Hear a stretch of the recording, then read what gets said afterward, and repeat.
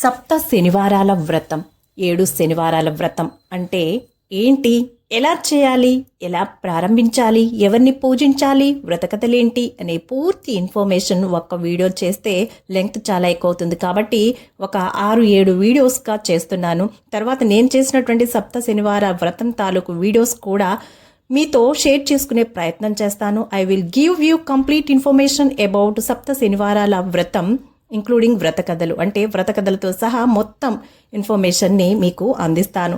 వ్రతం ఎప్పుడు చేయాలి, ఎలా మొదలు పెట్టాలి, ఎవరు ఈ వ్రతాన్ని తప్పకుండా చేయాలి, ఎలా చేయాలి, వ్రత నియమాలేంటి, వ్రత విధులేంటి, ఉదయం పూట పూజ ఎలా చేయాలి, ఏ పదార్థాలని నివేదించాలి, రాత్రిపూట పూజ ఏ సమయంలో చేయాలి, నియమాలేంటి, ప్రసాదాలేంటి, అసలు విశ్వక్షేణుడు ఎవరు, ఆయన ఎప్పుడు పూజించాలి, ఎలా పూజించాలి, విశ్వక్షేణ షోడశోపచార పూజ ఎలా చేయాలి, ఏ అష్టోత్తరాలను వ్రతం చేసుకునే సమయంలో చదువుకోవాలి, వెంకటేశ్వర మహత్యం గురించిన కథ, దానితో పాటు వ్రతం చేసేవారు చదవాల్సినటువంటి మరొక 2 కథలు కూడా పూర్తిగా వివరించే ప్రయత్నం చేస్తాను.